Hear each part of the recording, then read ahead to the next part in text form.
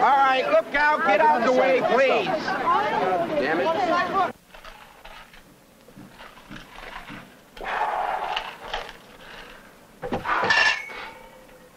Most men are violent. Most men are afraid to admit it. Or maybe they're ashamed to admit it. But most men are violent. Most of our lives are based around violence. We try to repress that same violence a great deal. We say that we're civilized. But we look around at some of the things that men do. We have to realize that we're not civilized at all. I do possess the capacity for extreme violence, for instance. If circumstances were such where it was either me or the other guy out there on the street in a confrontation as officer to, let's say, perpetrator, something like that, he'd have to go.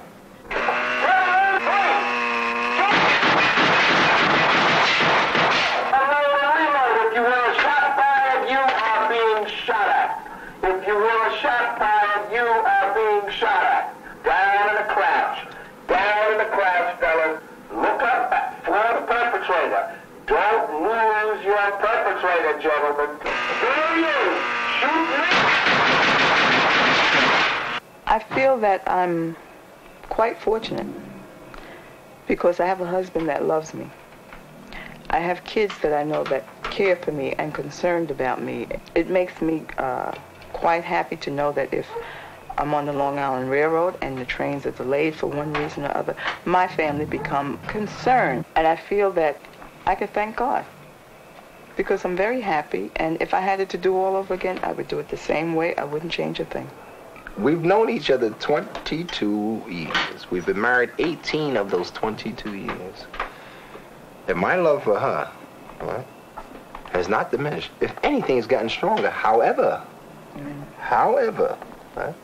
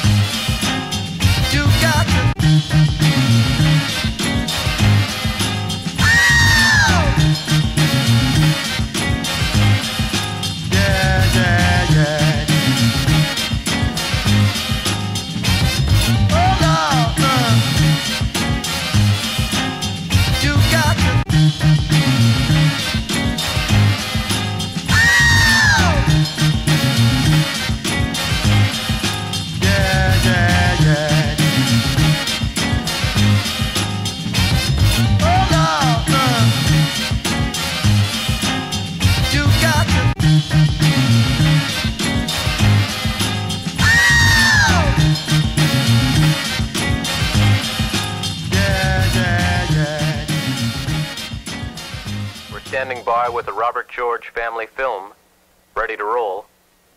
I'm Paul Wilkes, and this is the George family.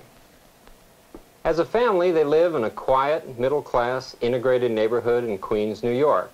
It's called Laurelton. Bob is a policeman, and he's assigned to one of the poorest parts of Brooklyn, a neighborhood called Bedford-Stuyvesant. Peggy works for a major insurance company in still another New York, in a skyscraper on Park Avenue. We've made a film about their lives, but now we're doing something quite different with it. We invited the George family to view the film with us. Their reactions, recorded by our cameras, form an integral part of the program you will see. News time is 6:02.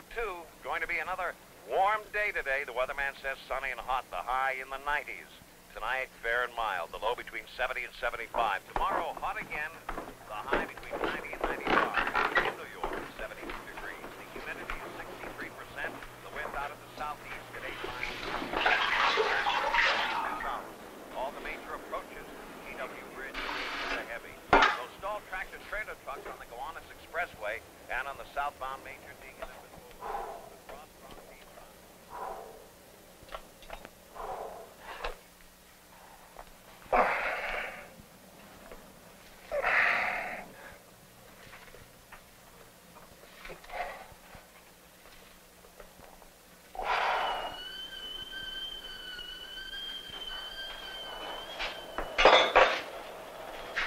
Hey, you want to finish this up?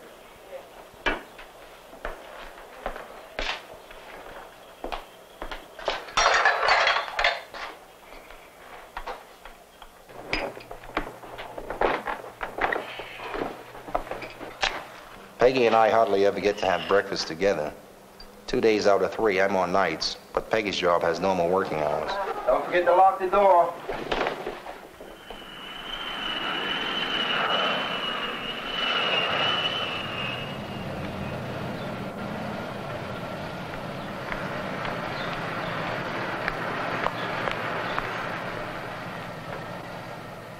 My shifts rotate, so when I'm on days, I take Peggy to the train.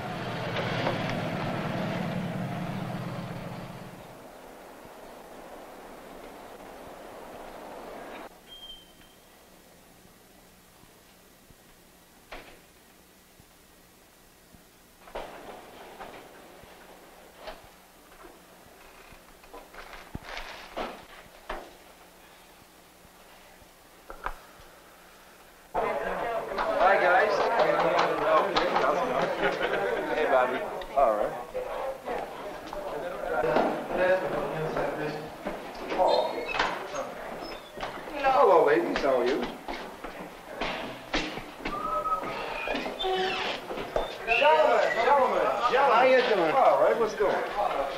Hi, guys. Hi, all right, man. Oh, nothing. How you doing? Say, your court's getting ridiculous. It's worse than ever.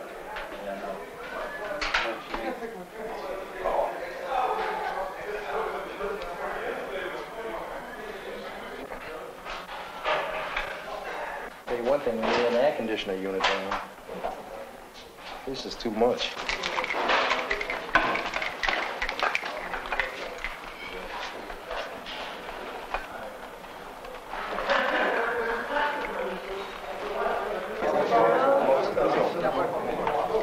Man in the back, have a seat.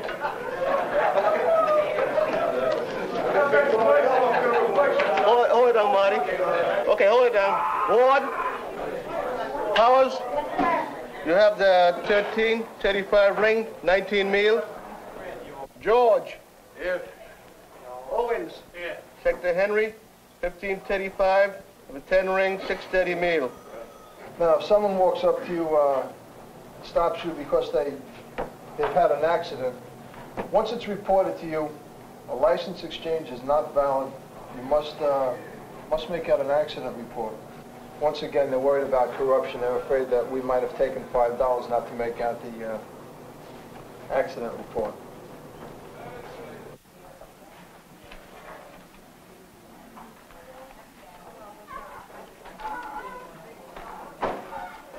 There's no policy number, there's no agency. Yeah. There's no name, it's unidentified, but they have two amounts. See, two different types of cases. Now the other one, she says I can issue on the other one and the other one. Well, but you can. But on the other two, she says you better ask. That's all you had? That's all I had. See, I didn't want to do anything on the other two until I found out what I had to do with the others. Okay. But I can do it. Okay. Hold your hand up. Now just turn it to me. I want to see how deep you put it. Right here? Yeah. Put the bandage on and keep pressure on it. Now, how did the knife come into play? The knife came into play by the one in the rig. The one in the red came after me with a knife. The one in the blue shirt ran in the back and got the gun again. Ran in the back and got the gun again. Like a trail of cigarettes leading up there. And they said they're going to break it again. This from the conclusion we got that they're breaking. There was a change as far as this cover sheet, but the numbers stayed the same. Right. Yes, but I wonder. But now. No. See, actually, the change probably went through, but tape isn't changed anymore. What about the 6'4"? Let's get it together, brother. Let's get it together. Come on. Let's go inside. Let's go with him. Sit down over here. Sit down. Sit down. Sit over here. Come on. Come on. Just relax. Just relax. Sit down. Sit down.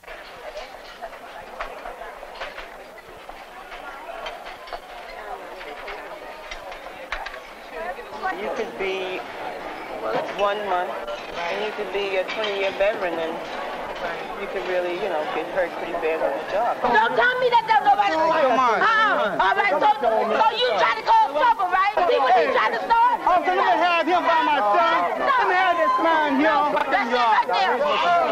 He don't live here. He want to start some trouble. He don't live here. But let's, come on, y'all, let's go in the house, because this man do not live here. He do not live here. This is something that come out here every time I show me.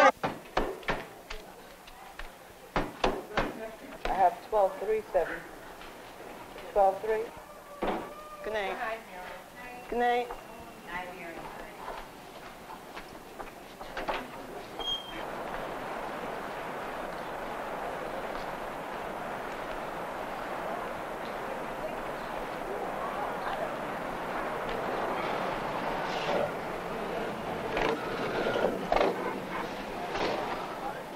Don't put a rush on that bus.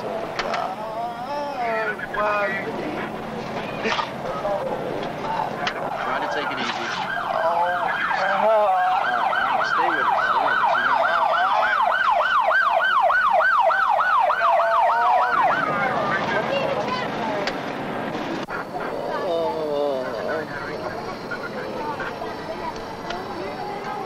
How you feel now? How you feel? Huh? A little better? Feel a little better? I'll get the chair. Let's get him out of here. The chair's here. All right, somebody, officer, you want to give us a hand? Back door. Back door. Now, let it go. You got it. Turn it right on. Bible light. Turn it right on. Hey. Yeah, I would like to say,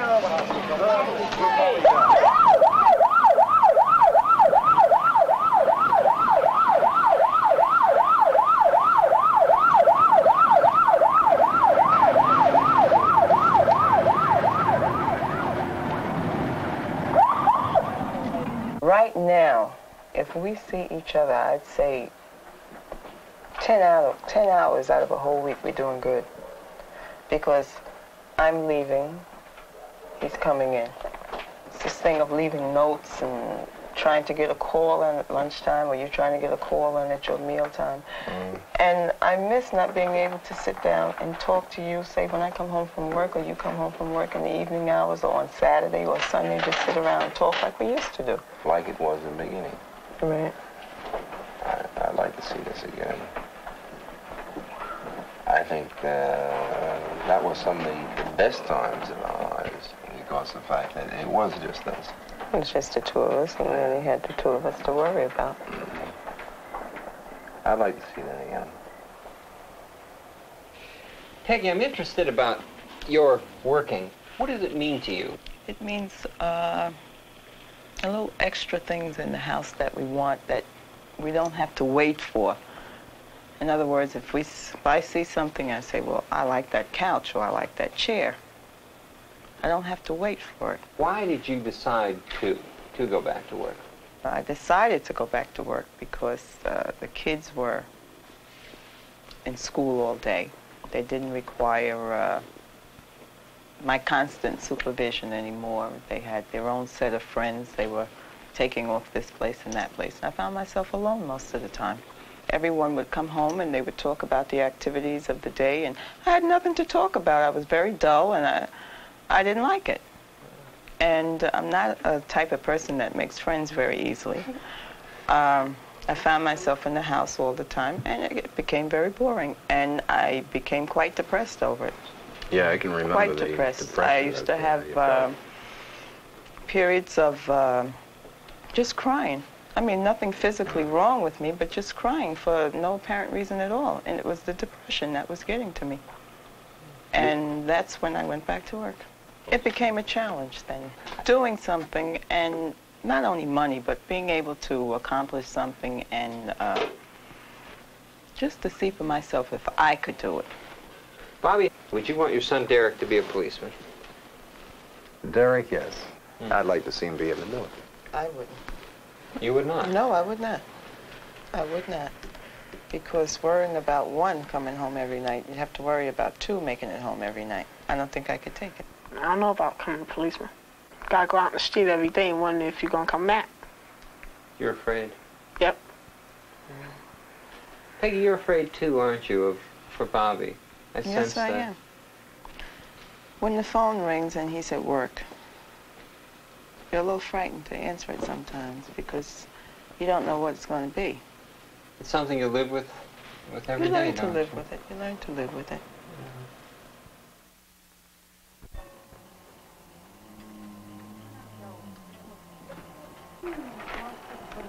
Oh, boy. Oh, God. Her name is Mary. Deborah right there, right? Look at Derek. It's Derek? Wasn't he perfect? You know that call, Bob? Yeah, I sure do, Derek, get back in. Yeah, look at you. I wish they were that age now. Yeah? Yeah. They're so cuddly, and, you know, like you could hold them, and you could kiss them, and they wouldn't, you know, like now you try to kiss them, and they beat you off, you know, when they were smaller. They were so cuddly. Look at same haircut, same clothes, same walk, same left hand on the hip, same everything left hand on the hip, right? Everything. Nothing changed. If I met a man like my father, I think I have. I really have sometimes. I think that's the type of man I like, you know, something like my father, but not in every sense or in every way he is, but his sense of humor and his ways. So yeah, that's what I like, you know. But I think most of the guys that I'm attracted to are like some parts, some way like my father. I would never marry a police officer either. It's really hard to, like, every day, or like you're going somewhere, or you want to go to a party, or you want to go out. It's kind of like restricted because things are so bad on the street. And he wanted to see us have a good time, but how should I say, I guess he don't want to see nothing happen to us, but he's holding kind of strong on us, keeping us kind of close or tight. I think he's a little suspicious of everybody. I think it could be due to his job. He always wasn't like that. He was more relaxed around people. But I think due to his job, I have noticed that change in him, that he's suspicious of everybody. In other words, you're a suspect first.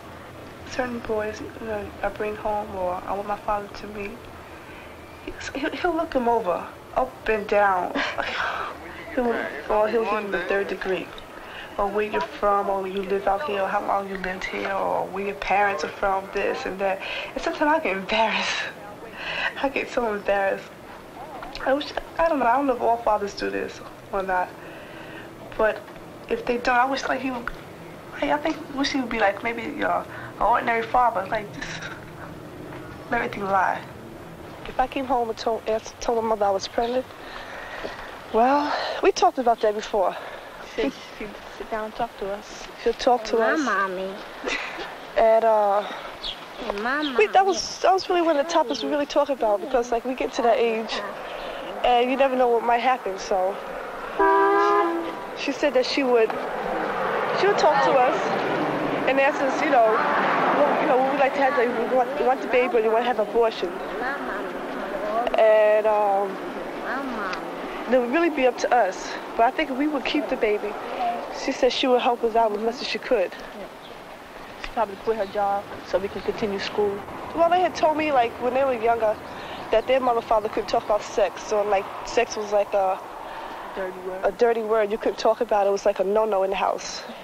And, like, she said, like, she always would, like, try to be different from her parents.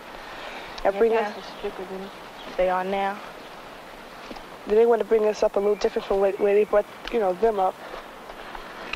And so, sex is an open conversation in our house. We have tried to raise them to relate to us. Whatever the subject, whatever the conversation may be, you tell us about it.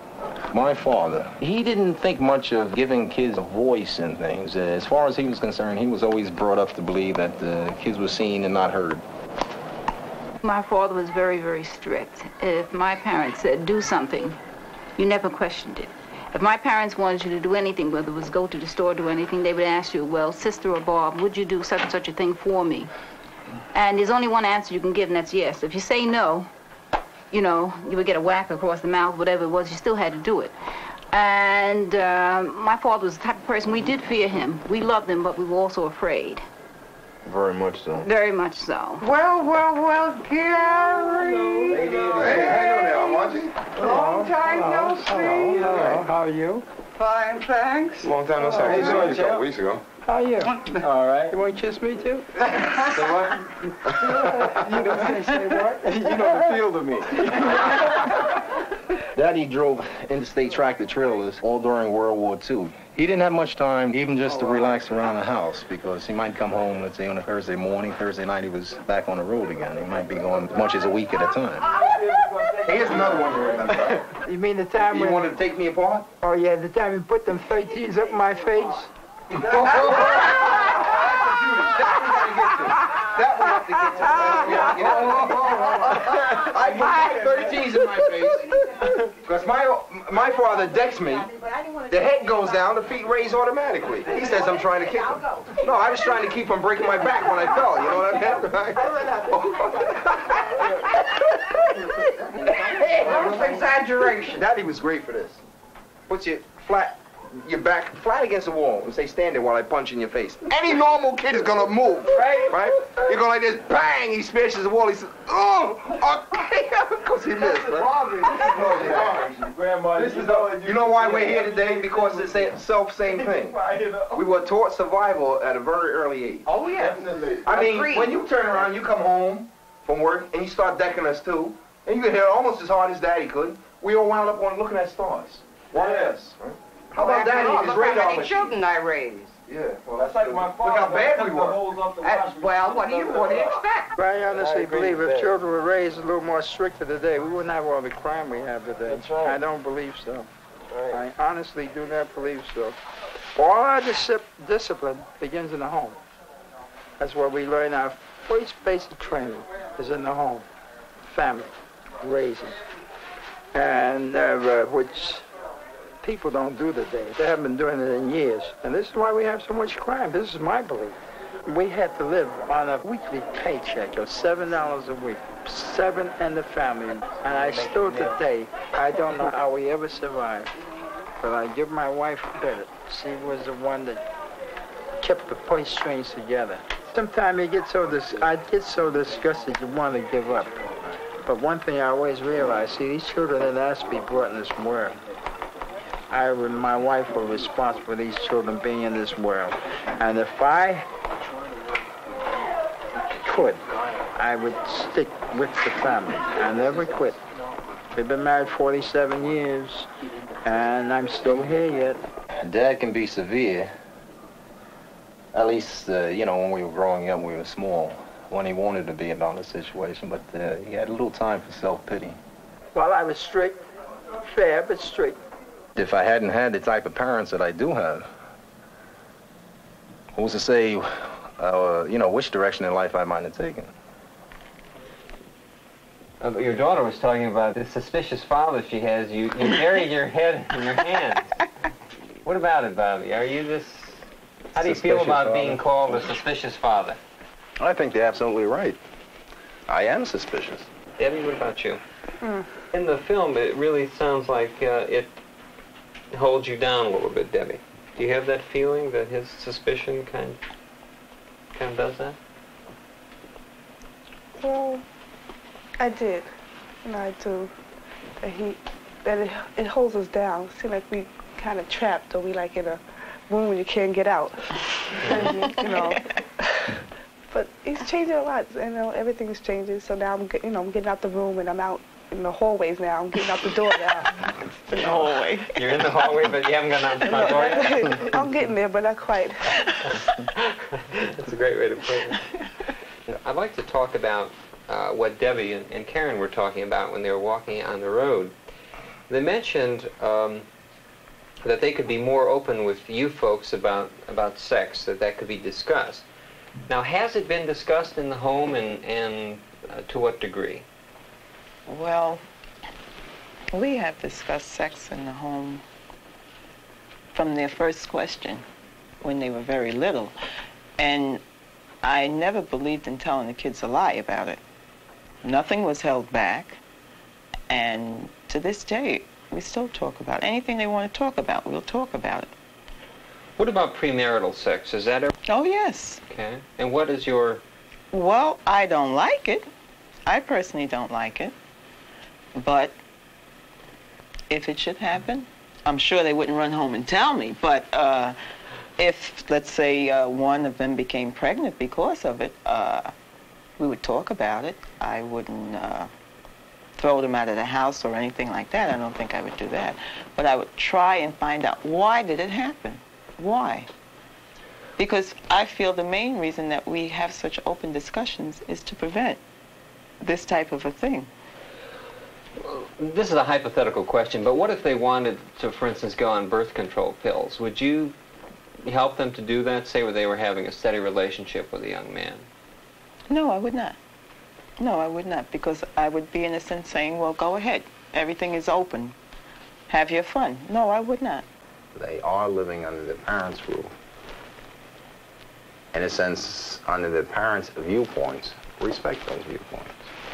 If there comes a time in their life where they want to go on birth control pills, or they want a steady relationship, or they want to, engage in premarital sex, fine. But make sure they are, first of all, of age, legal age, and basically it's not in their home, because I wouldn't like it. My wife doesn't like it. In this segment, the George family spends a weekend at a resort in the Pocono Mountains of Pennsylvania with Bob's cousins, Eddie and May. The resort caters exclusively to black families, who often were refused lodging elsewhere. Hi, folks. How you doing? How's everything? What's doing, Eddie? All set for the trip? Yeah. Hi, Jeffrey. How are you? Okay. So you have to It's kind of warm out there, you know? I have some food. We can grab a bite to eat, before we get ready to go. Sounds good to me.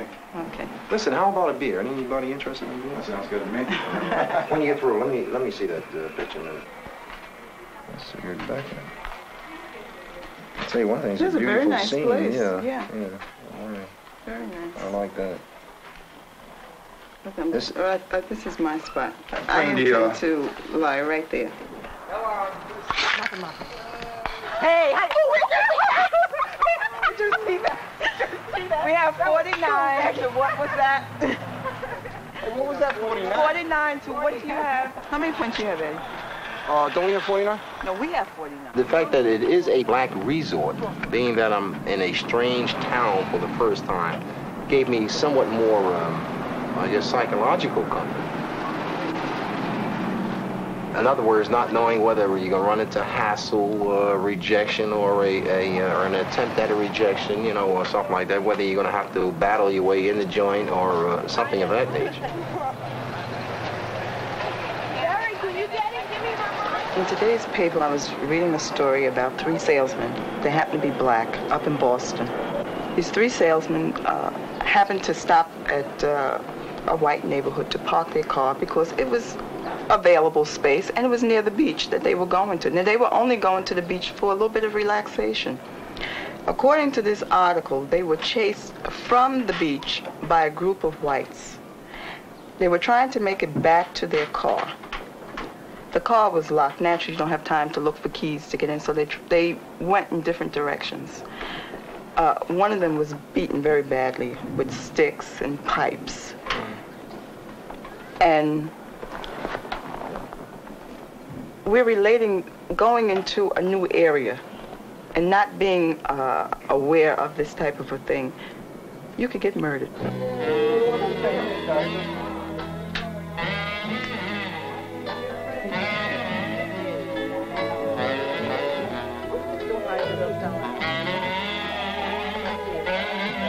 I don't know.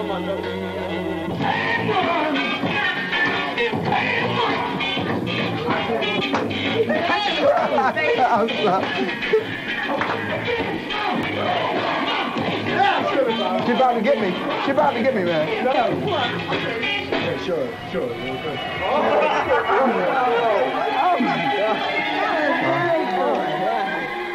The first time I ever experienced racial prejudice on a personal basis, we had come back from a weekend past, all young Marines going back to the base. We stopped in this little trucker's diner. We're waiting for our order. Nobody else gets waited on except us. We're waiting, right?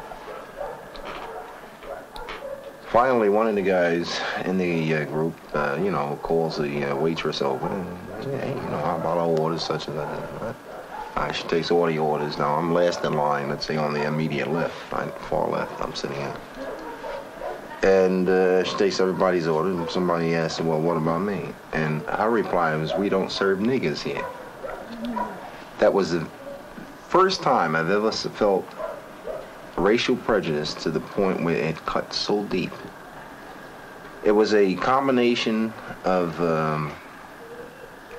perhaps fright, rage, shame. I didn't know how the hell to react. I hear kids, black youth in the street, yeah, baby, well, we're going to get the guns and we're going to burn down Fulton Street.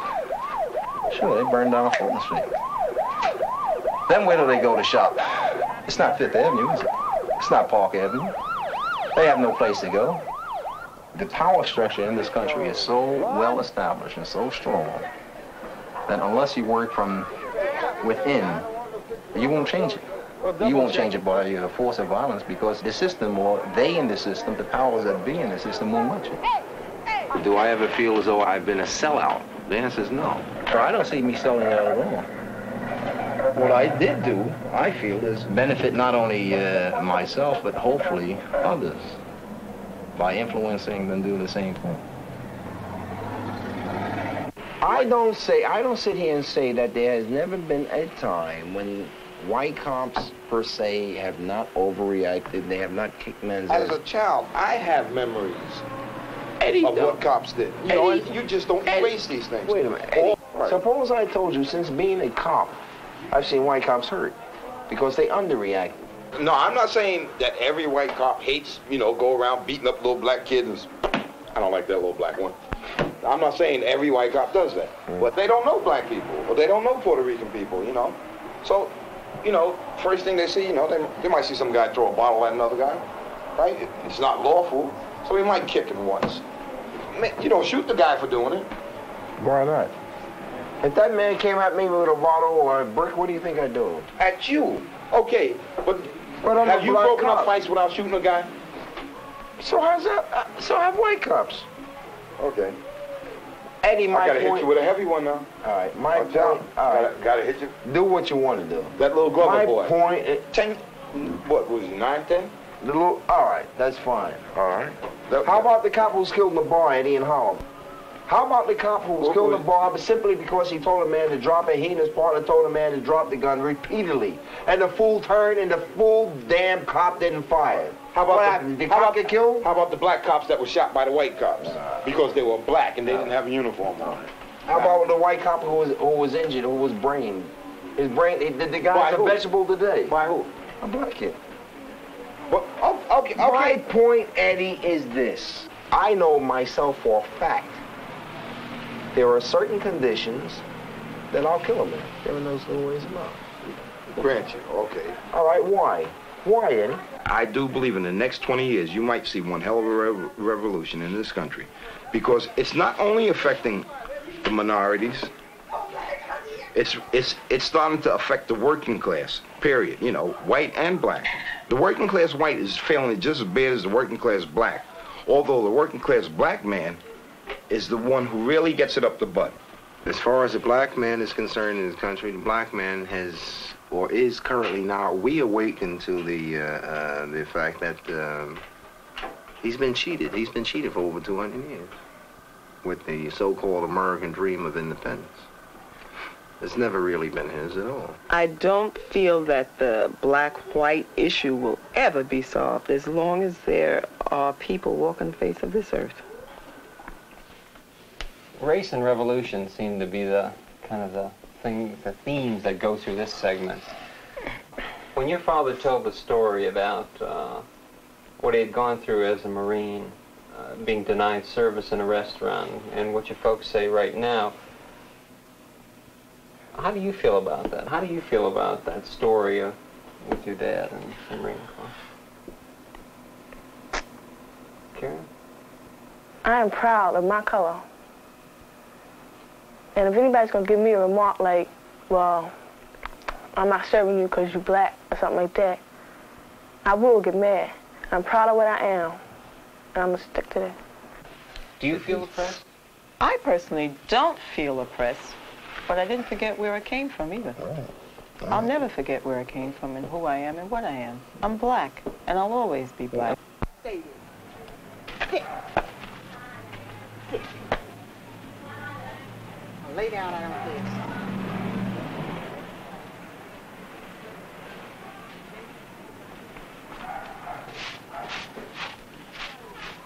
Sit down. And stay there.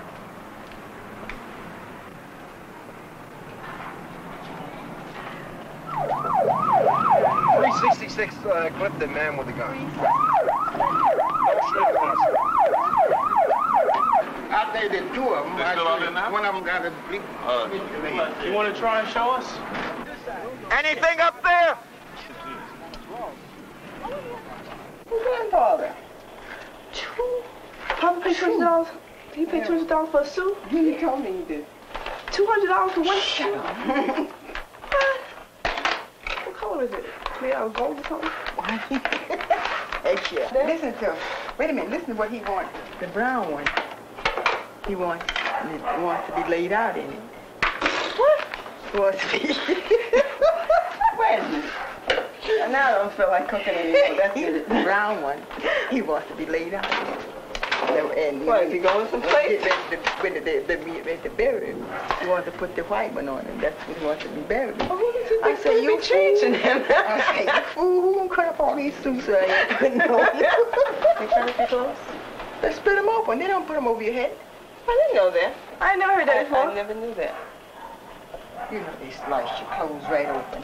All your clothes, everything. In other words, if you feel like you're going to go, you better put on what you want to be laid out in. I never knew that. Honestly, I never knew that. Get that water right there. Dump that water right there. What started this? Pop a brown suit. Laid out in brown suit. And you buried in the white one. In the white one. Laid out in the brown suit. I said, honey, there ain't going to be one suit cut up. Which one's that, the white one? I don't know. Yeah, no, I don't want to, I'm not interested in that now. We want to save your eyesight. You have to keep your eyes open. Open your eyes. All right, shit. take it easy, take it easy, take it easy. Oh, Lord, no, that cold water burning my eye more than it would been burning me before. All right, listen, pull it. Let us call an ambulance. Come on, let's get her over to the hospital. I ain't going to the hospital. You don't want to go to the hospital? No. You're sure? Positive. All right, hold your head, son. Hold your head, son. Why don't you want to go to the hospital? That's the way I am. I've been... What are you afraid of? Nothing. Nothing. I've been going to the hospital too many times. I'm a very sick woman anyway. Would you rather lose your eyesight? Like this kind of job happened to me. All right, blink your eyes a couple, let them tear. Blink them up and down, let them tear a little bit. That's right, keep doing it. Keep doing it a couple times so you can save your eyesight. I know that'll be another half an hour. I know, I'll fix it. Okay, so I know about 7:30, I know you'll be here. But Terry, hurry up. Okay, okay, all right, bye.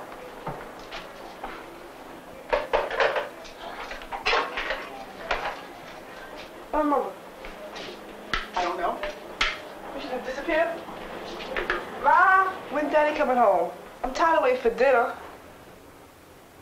It's hard on a woman. It's hard on a wife. You have no social. You wind up with all your friends being terrible. It gets to a point where they just don't understand. You can't understand the excuses you're giving for not going to this, the wedding, and not going to the, cousin's christening, cousin's son's christening. They're important to wives. The socializing. What do you mean you made it collar? Why couldn't somebody else make the collar? And things like that. It's not the wife's fault. In my opinion, it's not the wife's fault, and it's not the cop's fault. It's just, it's hard to be a cop's wife. It's harder to be a cop's wife than to be a cop.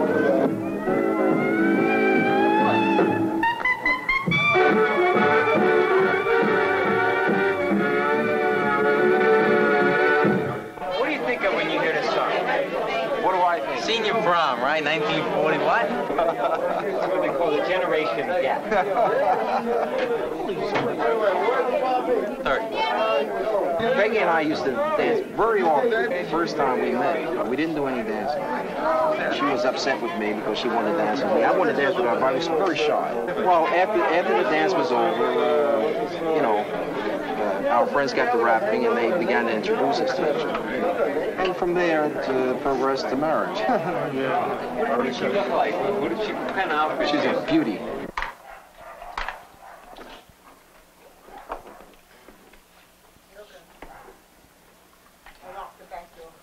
I'm going back out.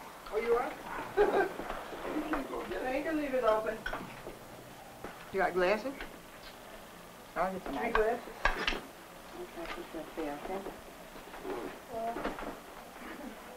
Karen upstairs? No. Come on. I can sit over. I can sit. Okay. Oh. Okay. The lawmakers are true long thankful will be back to receive nation for everybody for Christ's sakes. I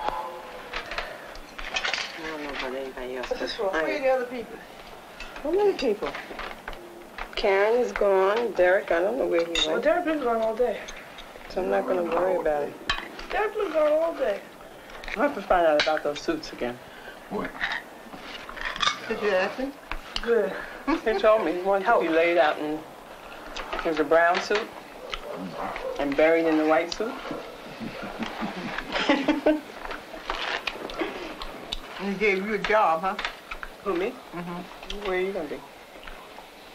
Laid out? Yes, he's gonna be out too. But I didn't know that they cut your clothes in the back. Spit them right down the back. I don't know. You want to talk about it now?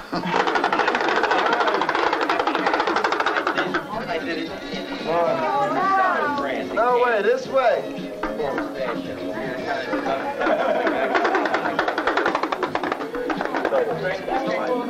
She looks charming.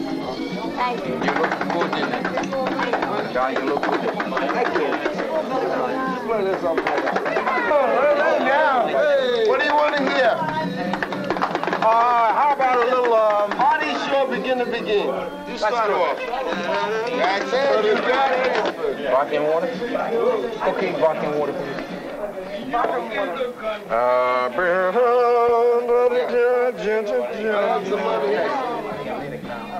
Well, you look like a black Billy the Kid tonight. There you go. There you go. You see my Derringers? Well, how about my 44 Mags? As soon as I can find them.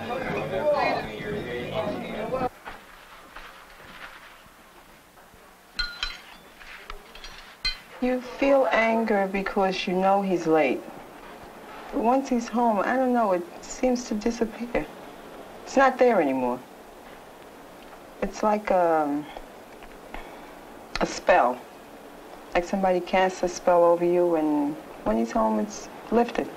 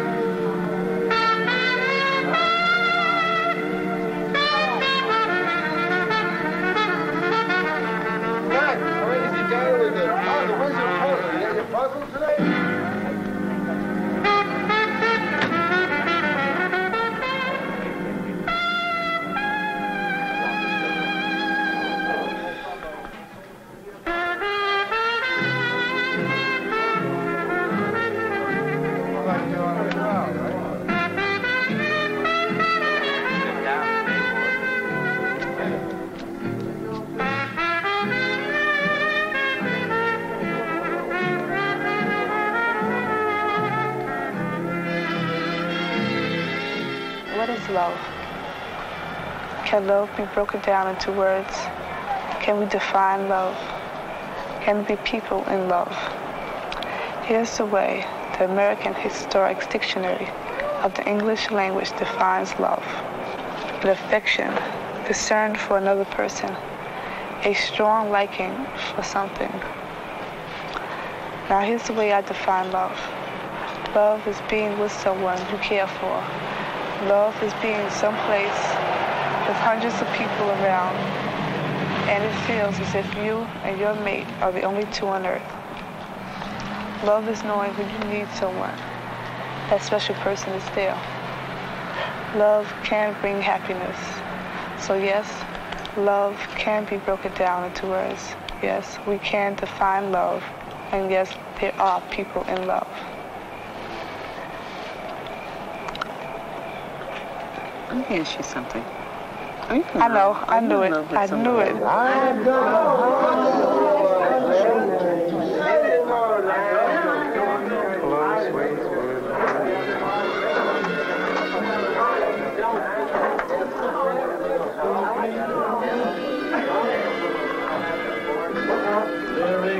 Light of you.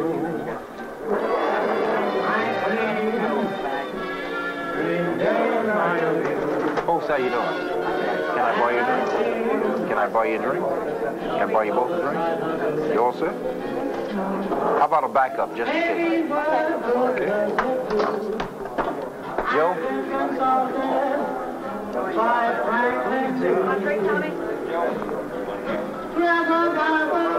As I speak to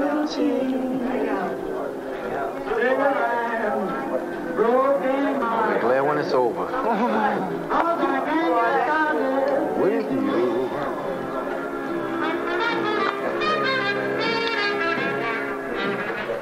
Joe, how about a refill? You ready?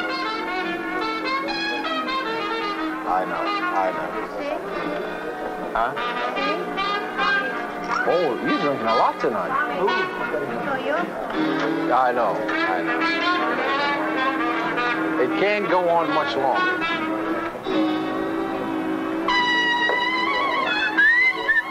You know, I just thought of something. How is that going to sound on film? It can't go on much longer. That sounds complicated, don't it?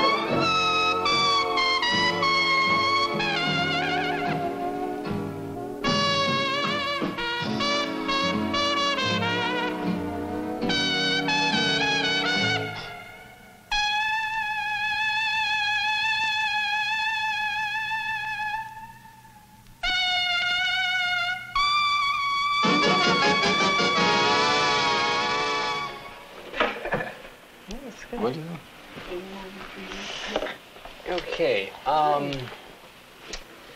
you know, in the first part, and I think throughout, You made the point that you want to spend more time at home. And here we see a time when you make a choice not to be there. Now, tell me about that. I would like to see more of the family together. I mean, not only Peggy and I, but all of us, you know. Yet because of, you know, the way I feel about the job, is the personnel on the job, there are other times when you'll make a decision to join these guys, you know, relaxation after work. It's sort of like a loyalty type of thing, where, well, hey, you know, the guys are going out for a couple of beers after work, and I think I'll go and join them, you know. What about that line at the end that it can't go on much longer? You know, I wondered about that myself. I don't even know what I was talking about at that point. I don't recall exactly what it was. It sounded like he was having an affair. Is that what it sounded like, really? Yeah. What was that? It did sound like you were having an affair, and then you thought about it. What would it sound like on film? Jeez, I hope nobody else gets that impression. Is there anything that you learned about yourselves in watching the film? Well, it wouldn't be about myself, but it did make me, let's put it this way. I'm a little more aware now of the type of situations that my husband can get into out in the street when he leaves home. Like, it's different to have him tell me the story, but it's one thing to actually see it.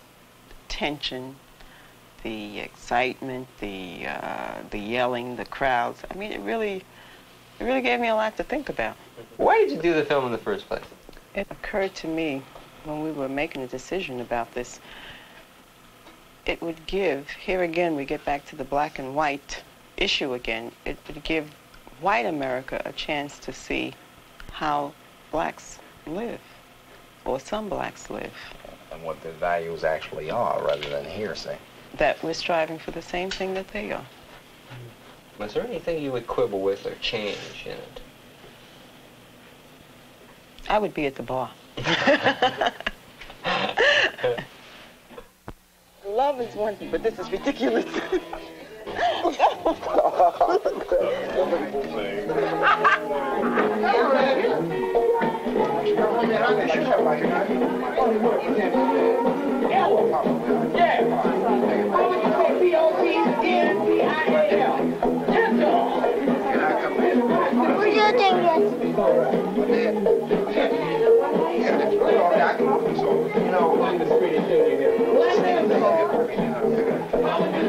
Well, anyway, like I was saying,